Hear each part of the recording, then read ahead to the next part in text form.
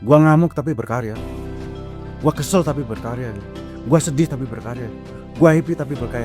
Itu semua adalah the journey of happiness. Jadi kalau produktif di dini hari sampai subuh, nggak apa-apa juga. Toh yang dibuktikan karyanya. Yang lebih penting adalah kita membangun diri dan tolong temukan apa kekuatan inti Anda.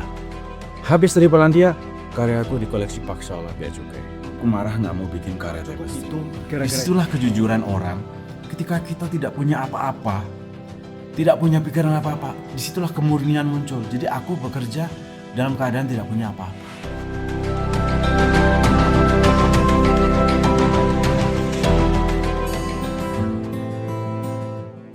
Jumpa kembali dengan Bangkit Anak Bangsa. Hari ini saya akan bertemu dengan sahabat saya, Kapten John Martono atau sering dipanggil John Mart.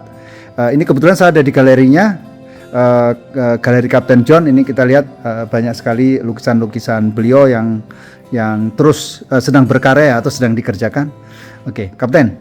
Ya. Sebenarnya kalau nggak salah Kapten itu kan spesifik ke lukisan sutra ya dulunya. Iya, ya sebenarnya sih pada awal sebelum kuliah saya main di kanvas, oil painting gitu. Kemudian setelah kuliah saya ambil jurusan desain tekstil, kemudian menjadi kria tekstil. Nah, kemudian aku banyak berkarya di karya-karya berbasis medium tekstil, entah serat, entah kain, entah membuat struktur kain. Itu menjadi karya-karya tapestry yang banyak dikenal mungkin seni serat. Dan itu banyak eventnya terkenalnya di Cina, Korea, Jepang, Polandia, Amerika, dan Inggris. Atau jangan-jangan lebih terkenal di luar negeri dibanding di Indonesia kayaknya? Mungkin ya, tapi aku nggak tahu apa ini terkenal atau enggak. Tapi ya kalau cek di Google sih aku masih ada lah itu pelukis sutra. Karena aku waktu itu coba mendevelop karya-karya dengan medium tekstil itu salah satunya sutra. Oke, Cap. Ini kan ada pola ya. Sebenarnya ada pola bisa dikatakan bukan natural kan, bola kayak acak gitu ya.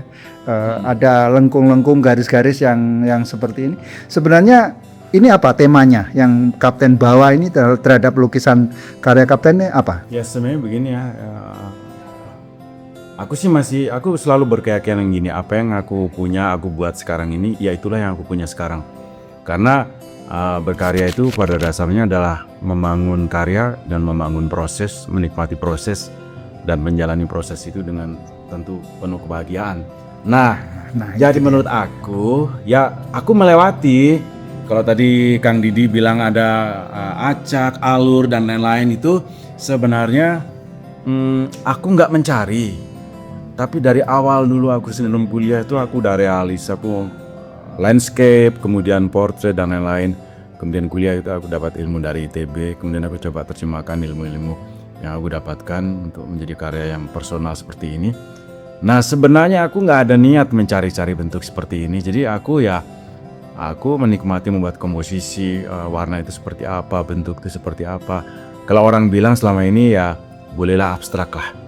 Jadi itu kan tanpa bentuk, tanpa mewakili bentuk apapun. Bahkan bentuk itu diserahkan kepada pemirsa gitu. Kok kayak kuda ya, kok kayak anjing ya, kok kayak kucing ya, kok kayak gunung, kayak ombak. Itu sebenarnya ya ini aja respon mungkin pengalaman ingatan dari pemirsa. Toh satu karya itu orang tuh bisa merespon macam-macam. Beda orang, ada yang mengatakan kayak ini kayak itu. Nah itu sebenarnya aku serahkan ke masing-masing orang. Tapi konsep dari seluruh karyaku ini adalah the journey of happiness. Bahwa berkarya itu menurut aku apapun keadaannya kita membangun sukacita. Bahwa sukacita, happiness itu ada di proses, bukan pada akhirnya. Jadi ya aku bersenang-senang berkarya aja sih sebenarnya. Aku teliti sendiri, aku develop sendiri. 1 tahun aku meriset sendiri seperti apa harus berkarya kayak gitu. Ben, lanjut lagi. Tadi disinggung mengenai journey of happiness ya, perjalanan kebahagiaan. Bisa dibantu lebih detail penjelasannya, Cap? Apa yang dimaksud menurut Kapten? Iya, jadi the journey itu kan menurut aku ya kayak penjelajahan, perjalanan. Tentunya perjalanan itu kan bisa pikiran, bisa jiwa, bisa fisik, bekerja. Yang aku rasakan sebenarnya sengaja nggak sengaja bahwa kebahagiaan itu itu dalam bekerja itu kayak otomatis aja. Jadi ya aku juga tidak bermaksud yuk bahagia yuk, lu harus bahagia, enggak sih. Jadi yang penting prinsipnya harus dasar dari aku dulu. Aku bekerja dalam kebahagiaan apapun situasinya. Kan kalau di dalam menurut aku kreativitas berkarya yang melibatkan imajinasi, prediksi, juga data-data yang ada, itu sebenarnya aku pikir secara tidak sadar kita sedang menyusun, ya kita nggak mungkin bisa bekerja tanpa hal-hal itu gitu. Jadi kebahagiaan itu sebenarnya otomatis kok sebenarnya. Jadi kalau jangan-jangan kalau dicari itu nggak ada. Jadi kalau kita otomatis merespon keadaan, kemudian membangun keadaan, dan kemudian kita bisa bekerja, berkarya lancar, itu sebenarnya kita nggak sadar tuh kebahagiaan sebenarnya. Dan mudah-mudahan sebenarnya karya ini kan juga saya tidak boleh memaksa kamu lihat karya ini pasti bahagia, enggak juga. Kebetulan teman-teman tuh yang merasakan karyaku, John kayak happiness ya. Ya berarti Tanpa ada itu istilah ini happiness tuh ya, kayaknya. itu yang bilang gitu salah satunya adalah Dian Mirza yang presenter CNN atau Ya. presenter itulah. Mungkin coba pemirsa atau audien dari Bangkit Tanah Bangsa coba diperhatikan lukisan-lukisan ini. Apakah ada perhatian dan menunjukkan kesan ya, bahagia gitu ya. Ya, semoga didapatkan kesannya. Ya semoga karena karya seni itu nggak harus dimengerti, nikmati aja. Sesungguhnya aku tidak 100% mengerti tentang karyaku, tapi kan aku tahu prosesnya. Jadi ya aku menikmati karya ini. Juga kalau nanti aku pameran atau Anda semua siapapun datang ke studio melihat aku bekerja, melihat karya-karyaku, nikmati aja. Paling aku bisa cerita behind stories dari karyaku ini apa gitu loh. Oke Kap, ini kan sebuah perjalanan ya. Tentu dalam sebuah perjalanan apalagi berproses dari mahasiswa seni rupa ITB dulu ya, sampai kemudian jadi sekarang itu kan banyak hal ditemui di perjalanan ini. Kira-kira ada nggak perjalanan yang very touching gitu ya, sangat menyentuh atau unik yang mungkin Kapten menjadi berubah seperti sekarang ini? Iya, jadi kan begini ya, aku tetap menganggap bahwa aku bekerja dalam ketidaktahuan sebenarnya. Ya kalaupun aku tahu itu kan ya itu kan pengetahuannya aku dapat, tapi tetap ketika bekerja ini kan sebenarnya kan dunia yang tanpa batas, dunia yang sebenarnya tidak ada. Jadi misalkan gini, seperti ini, memangnya ada di dunia. Jadi seolah tuh seperti kita, John lu pengen apa, lu konsep apa, lu pengen apa, kemudian ingin hadir karya apa. Ini kan aku harus merangkum dari jutaan ide, kemudian menjadi seperti ini. Nah, kenapa aku bilang bekerja dalam ketidaktahuan? Suatu hari begini, aku sedang giat sekali berkarya, kemudian dan aku masih senang begadang ya. Tapi kalau sekarang aku udah 10 tahun nggak begadang. Pokoknya lebih dari 10 tahun yang lalu. Kalau nggak salah kira-kira 2014. Jadi aku senang berkarya mulai dari siang, kemudian kepotong maghrib, kepotong isya, tahu-tahu subuh. Nah, suatu hari aku memang mengumpulkan mungkin sekitar 30 kanvas kain sutra. Aku melukis, pokoknya begini. Dari satu lukisan itu suka ada ide selanjutnya gitu. Jadi sampai sekarang aku kemudian dapat ilmunya gini. Satu karya itu akan menjadi ribuan karya selanjutnya. Ketika kita berproses pada satu karya, sepanjang proses berkarya muncul ide-ide di perjalanan. Kita buat catatan supaya nanti nggak hilang. Ide itu harganya mahal kan, nggak ada harganya bahkan sangat luar biasa. Kalau nggak dicat hilang. Nah ini gimana prosesnya? Nah jadi gini, begitu ini aku ada di selanjutnya, ini sementara aku tinggalin, langsung aku ambil yang kosong. Ide baru. Langsung aku ambil yang kosong. Aku pengennya langsung aku kerjain. Jadi nggak harus finish saat itu. Tapi yang penting yang aku pengen itu langsung pindah saat itu. Jangan ditunda dulu. Enggak. Karena ditunda bisa jadi prosesnya akan lain. Hilang. Atau kalau terpaksa menunda, aku punya sketchbook yang aku kerjakan di sketchbook. Ini kebetulan waktu itu misalkan habis ya kanvas kain. Jadi aku pakai sketchbook.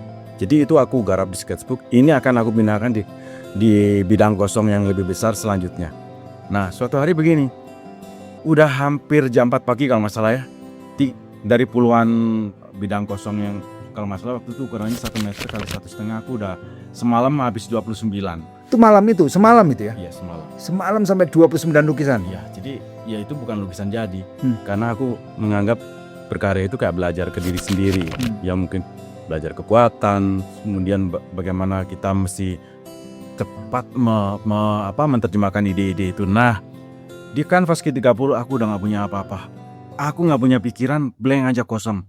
Nah, tapi aku paksa gini. Cobalah aku bikin dengan situasi pasrah, gak punya ide, gak punya imajinasi, blank aja. Kemudian aku bekerja itu dengan harapan suatu hari akan aku lanjutkan. Nah, aku lihat di hari-hari lain, akhirnya aku setelah 3 bulan, aku putuskan untuk tidak ditambahin dan tidak diteruskan. Cukup itu, disitulah kejujuran orang. Ketika kita tidak punya apa-apa, tidak punya pikiran apa-apa, disitulah kemurnian muncul. Jadi aku bekerja dalam keadaan tidak punya apa-apa. Artinya tangan Kapten menggerakkan itu sesuai dengan Pokoknya aku emosi, iya, kondisi saat itu. Jadi aku merasa tidak punya apa-apa. Ketika blank, tidak punya apa-apa, di situ sebenarnya kemurnian kita muncul. Jadi orang sudah titik paling nol, paling tidak. Jadi kak rasanya pikiran dan hati ini kak di riset gitu. Lu balik nol, tapi lu bikin apa nol itu? Sekarang lukisan itu masih ada? Nah, di Australia. Di Australia, di kota mana, Kap? Di Melbourne.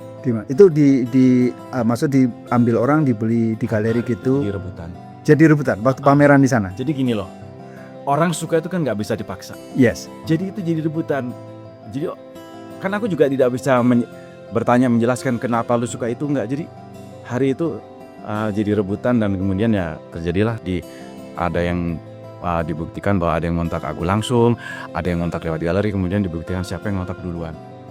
Jadi gini sebenarnya, dan itu waktu itu di print berkali-kali seizin galeri untuk dibuat versi printannya dan laku terus. Jadi maksudku gini, orang suka kan nggak bisa dipaksa.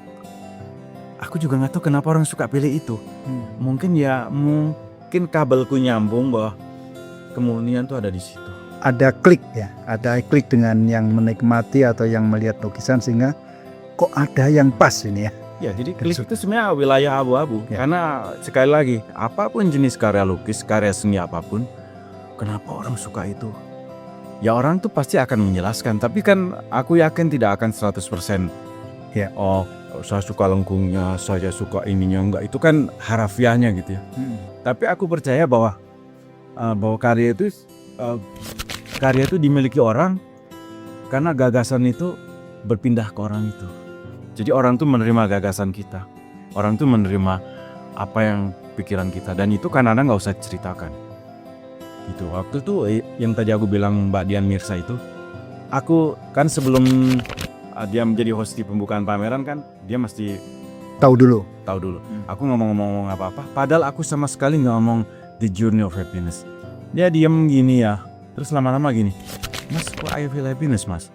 Langsung aku selesai cerita, nggak aku lanjutin, udah nyampe di Mbak gitu.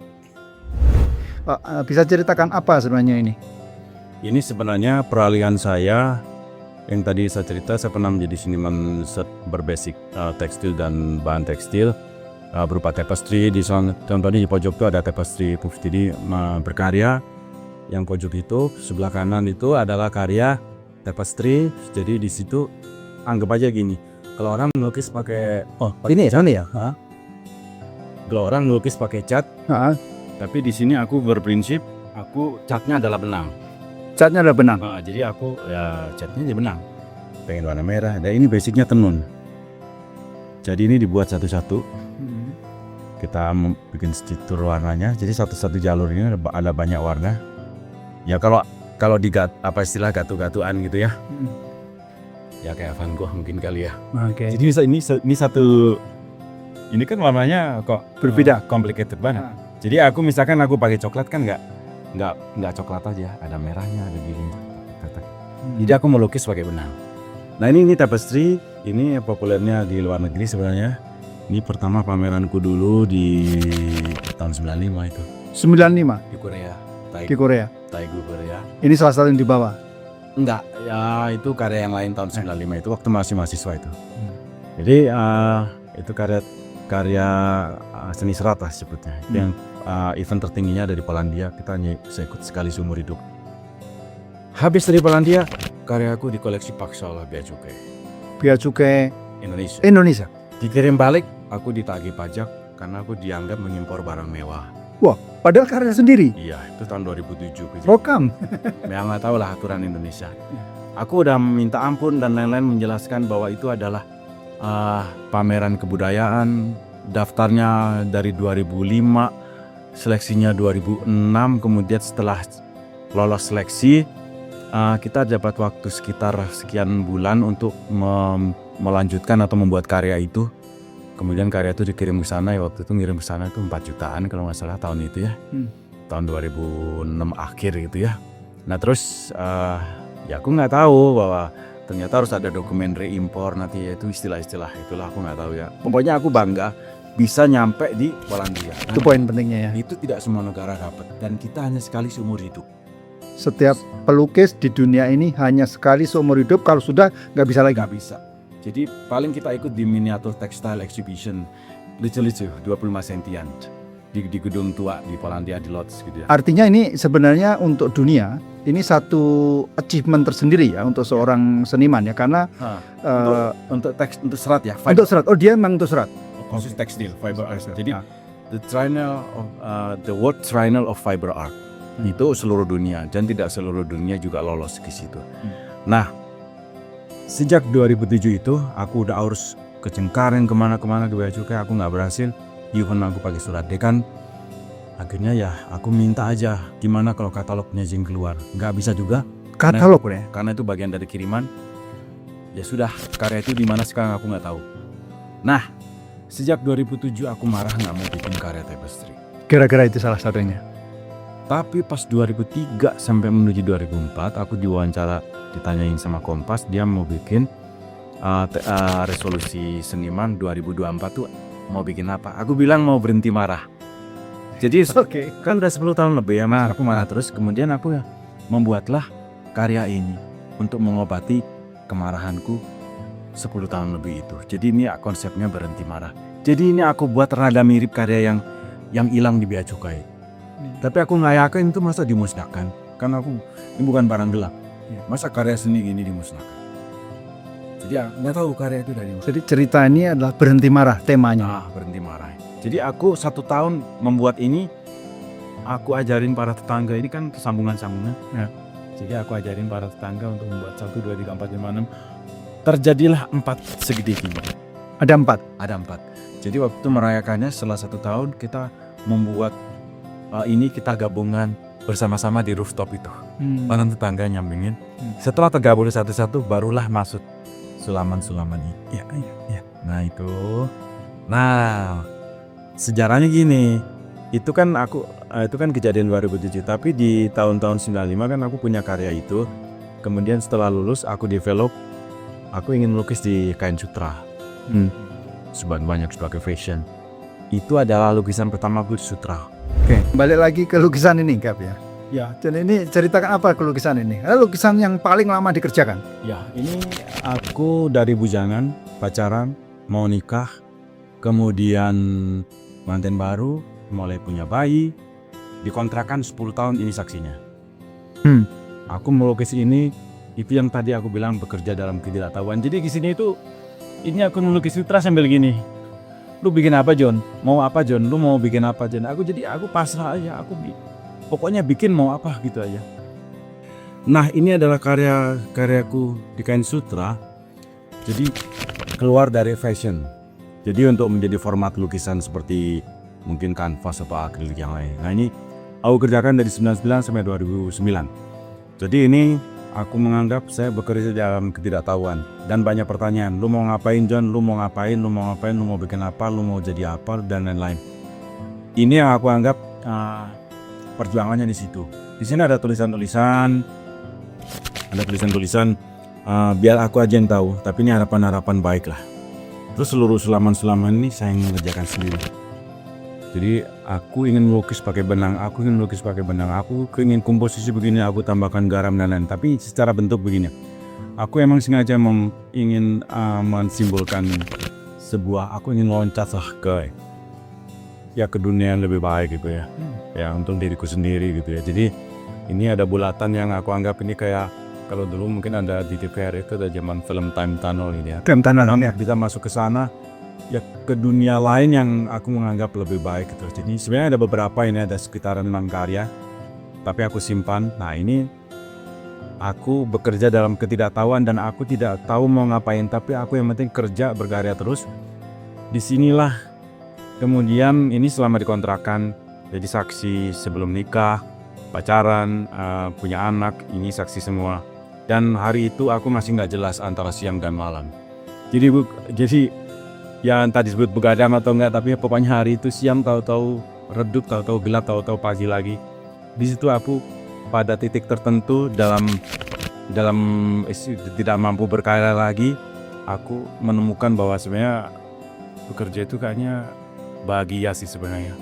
Dan ini kerja 10 tahun ini aku menemukan kalimat the journey of happiness itu. Dari memproses lukisan ini menemukan sebuah kesimpulan, Ya. journey of happiness. Jadi ini segala rasa, segala situasi, marah, sedih, gembira dan lain-lain. Kemudian ya tentunya ini tidak serta-merta ya, maksudnya kalau marah ini apa enggak. Tapi ini adalah kebingunganku. Kamu mau ngapain? Kamu berkarya apa? Lu mau bikin apa? Makanya aku nyebut juga ini adalah kebingungan yang keren sebenarnya. Jadi ya ada aku di sinilah dapat vitamin. Ngomong-ngomong ini dijual nggak? Enggak. Karena ini sejarah. Ya, sebenarnya semua sejarah, tapi ini aku nggak bisa sebut apa istilahnya, tapi sudahlah ini jimat. Jadi sampai pengen ada tulisan apa aku mau ngapain ya sudahlah aku sulam. Aku mau bikin apa ya sudahlah mungkin tambahin tuh apa tiap kali aku lihat itu. Tapi zaman sekarang ini aku bingung apapun lihat ini aku langsung dapat refresh ide baru.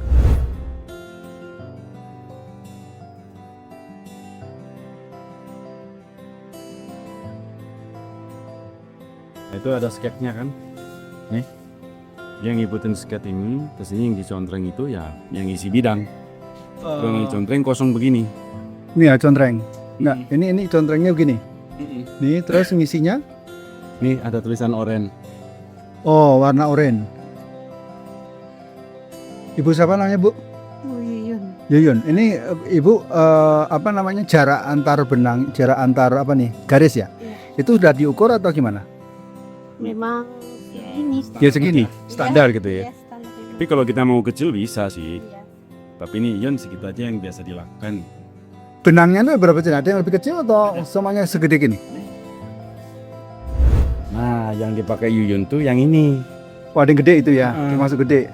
Gede. Ada yang lebih halus. Ini lebih halusnya. Nanti dicampur.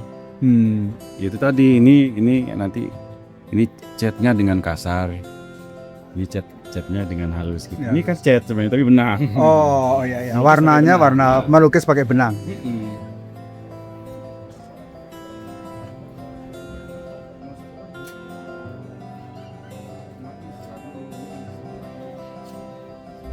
Baru ketemu orang sastra. Jangan diedit, biarin aja.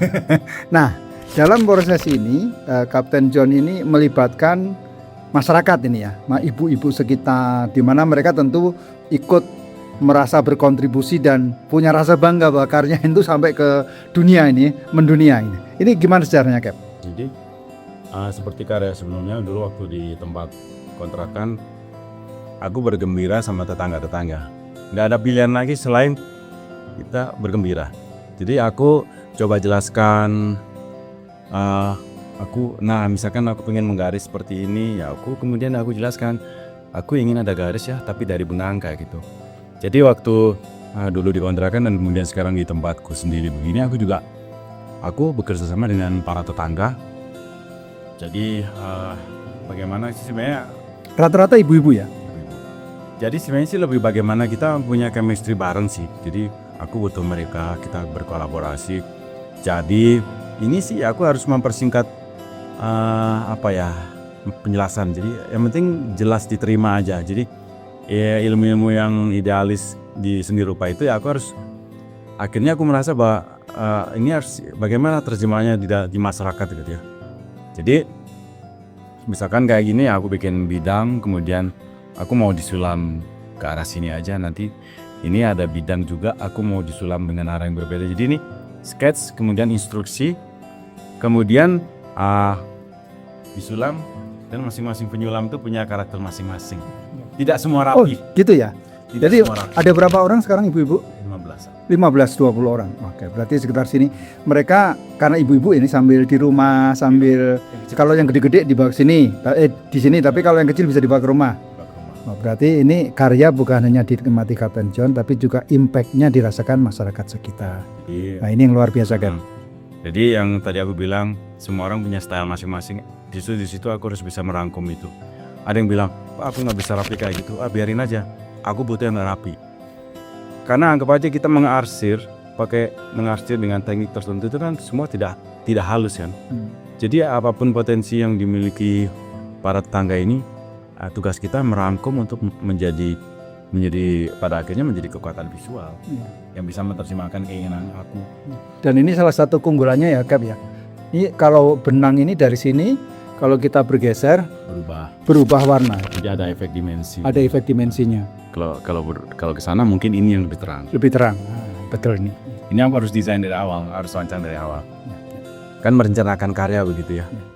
Ini ngobrol tentang di luar seni ya, di luar karya tadi. Bahwa dulu Kapten sampai pagi berkarya dan sebagainya. Kemudian tadi saya tangkap 10 tahun lalu sudah tidak lagi begadang dan sebagainya, tapi harus disiplin. Itu gimana ya prosesnya ini? Terus sekarang seperti apa? Ya gini aja, aku terakhir begadang itu kalau nggak salah 2016 lah. Mungkin ya. 10 tahun lalu. Ya, jadi kan gini ya, kan tidak hanya seni yang aku berurusan, kan aku harus ada. Jadi aku ada kolaborasi dengan bidang-bidang lain.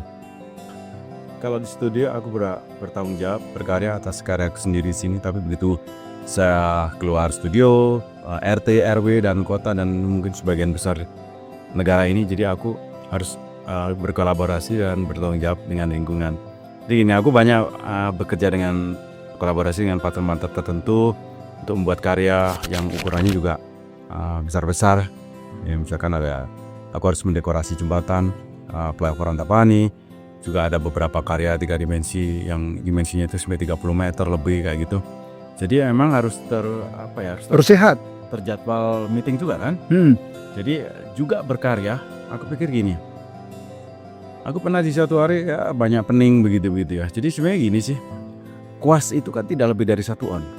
Kalau kita begelinung, beriang-beriang, nggak akan keangkat itu kuas. Boro-boro berkarya mikir aja nggak bisa. Jadi ya aku pikir segala profesi itu ya mudah-mudahan fit aja kita. Harus sehat. Jadi setelah nggak fit hari-hari itu, kemudian aku pikir aku tidurnya nggak jelas tuh. Jadi aku udah 10 tahun lebih aku nggak pernah begadang. Sorry aja teman-teman kalau udah WhatsApp jam 10 malam aku kadang-kadang nggak balas ya. Balasnya besok 5:30. Tapi ngomong-ngomong, itu ada fitness atau apa sekarang? Fitness sih enggak, aku menjalankan kegiatan jalan jauh, lari kecil. Kemudian ya bergerak aja. Jadi dan kalau yang aku rasain ya badan fit, karya pun rasanya fit juga gitu.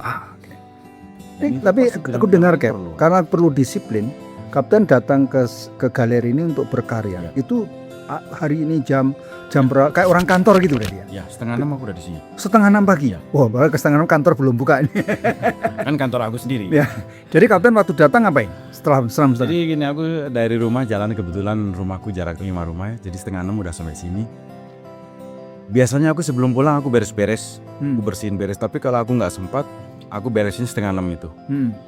Jadi maksimal aku di studio ini mungkin maksimal 4 jam sampai 5 jam. Jam 12 berarti ya? Tapi nggak langsung gitu. 1 jam, 2 jam pagi, mungkin aku harus kemana dulu, aku harus meeting, harus apa ini itu. Total maksimal 5 jam. Itu udah ditargetkan lah. Kalau supaya menjaga produk karyanya ya. Ya, karena gini, 1 tahun kan aku program tuh, aku harus punya karya ukuran segini dengan konsep ini. Jadi 1 tahun tuh aku udah punya program yang aku mulai dari Januari sampai Desember. Aku rencanakan di Desember akhir, dan itu kemudian jadwalnya jadwalkan harus dibagi-bagi dengan jadwal yang lain. Kan urusannya nggak ini aja. Termasuk dengan kita Sabtu Minggu ini kita datang gitu ya. Ini kan bukan karya, ini bersosial kan. Kang Didi ini kan datang sini by appointment. Iya. Kalau tiba-tiba, kalau beruntung mungkin aku Oke. sedang oke. Tapi kalau enggak, aku kalau lagi melukis, berkarya apapun di sini, kalau itu di jam yang memang aku jadwalkan, teman-teman silakan di taman dulu. Nunggu dulu. Ya nunggu kan bisa bikin kopi sendiri Iya, lah. Nanti aku kemudian kita ngobrol aja. Kecuali emergency ya kayak gitu ya. Tapi aku senang terjadwal. Tapi gini aja lah. Setiap perupa, seniman, kreator itu punya kekhasan kelakuan jamnya masing-masing. Jadi kalau produktif di dini hari sampai subuh, nggak apa-apa juga. Toh yang dibuktikan karyanya. Karyanya. Jadi ya itu karya aja. Kalau enak kerja siang silakan, enak kerja Jam malam juga silakan. kerjaan malam silakan. Itu udah kekhasan aja. Ya, ya, Orang ya. udah nyaman di sistemnya masing-masing. Kebetulan sistemku 5:30 sampai maksimal jam 10. Dan itu udah total 5 jam. Weekend aku nggak kerja. Aku Sabtu Minggu nggak mau urusan ini. Jadi urusan yang lain lah. Ya, termasuk Ya, kita jatah nyabutin rumput, ya ampun. gitu-gitulah. Masak-masak, buat sambal. Ngelap kaca. Ya gini ketemu sama penulis Pak Didi ini. Oke, Cap.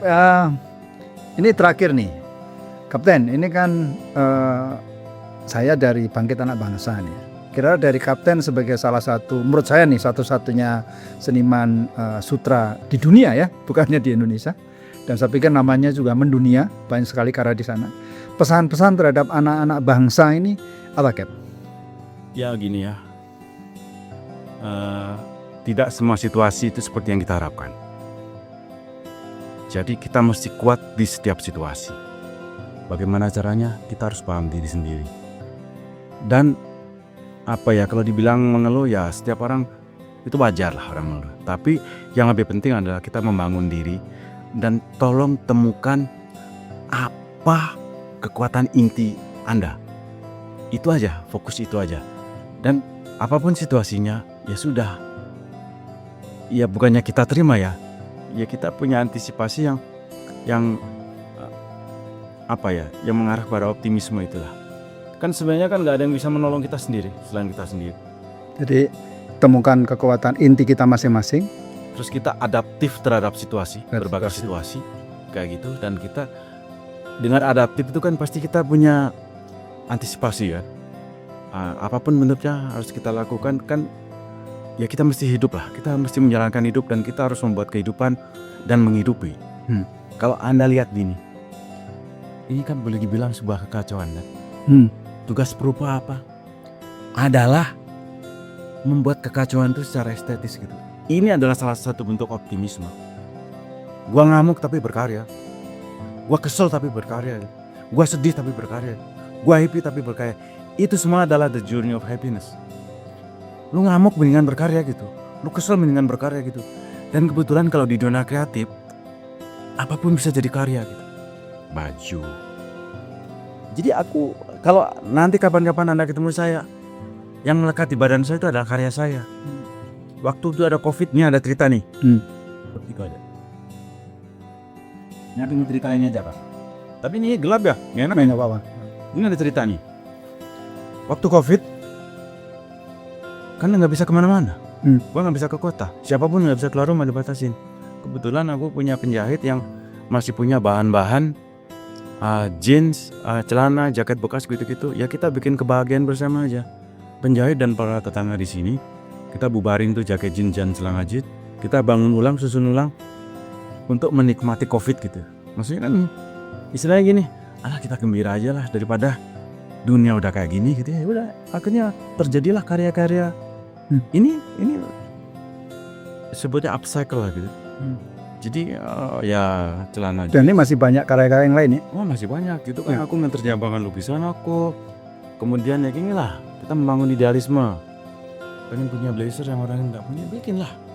Ya gitu. Jadi teman-teman kalau ada yang mau pesan bawa baju sendiri ke sini bisa? Oh, ya? sangat boleh. Sangat boleh. Sangat boleh. Atau teman punya karya, Ya kan tinggal di print aja. Ini kan print-printan lukisan aku aja. Jadi dunia seni itu ya paralel dengan perkembangan teknologi.